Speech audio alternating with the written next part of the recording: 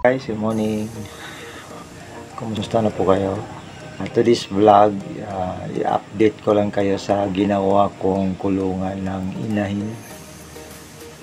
Time ko tong ginawa na kulungan. Tsaka tinatry ko kung pwede ba. So, tinignan ko lang sa YouTube kung paano ginawa. At saka yun, nagawa ko naman. Tsaka, so let's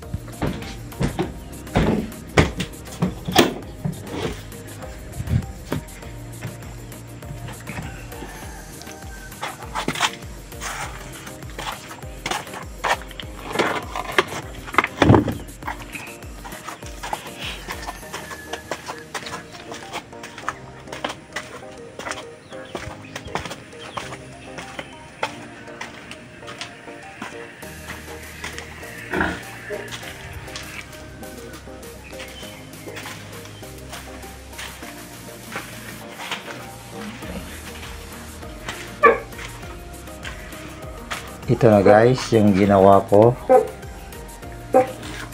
Ayan, nilagyan ko lang ng lubid na yan. So, pwede na yan. So, itong inahin na to is 100 days pregnant na ito. So, 14 days na lang ang kulang from today. Manganak na to, hopefully. Okay lang siya. So, ayan. Ring fur. Ayan. So, pwede pala siya. Ito is 1/2 lang to ng pipe, GI pipe na ginawa ko. So, yan.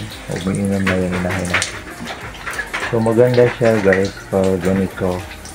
Sabi nga nila, hindi mai-stress yung inahin pag ganito. So, tayo lang siya, upo, higa, yun lang ang gagawin niya dito. So, maganda ito guys. Nakita ko kasi sa YouTube, kasi nagsisearch ako, di ba? First time tayong nag-aalaga ng inahin. So, kaya ito. So, ganito kasi ito nung una guys, oh. Ito, inahin din ito, ganito lang kasi. So, parang marumi siya pag ganito.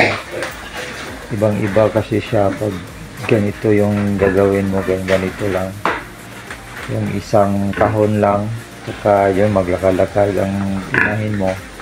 So, parang may stress yung inahin. Kaya, napag-isipan ko, nakita ko naman sa YouTube yung mga ginagawa ng mga breeders, so yung mga backyard pig farmers natin na ganun ang ginawa. So gumawa ako ng isa muna dito. So ayan,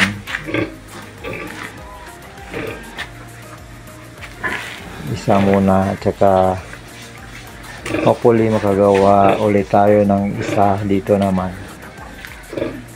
sa kabila. Gawa naman natin to. So ngayon, kasi nag-ano pa tayo, study pa tayo kung maganda ba yung ganitong business, babuyan, or diba, kasi magastos din ito. Kaya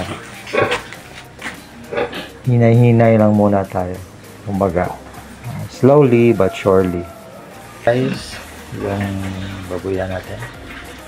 Tsaka salamat sa panonood.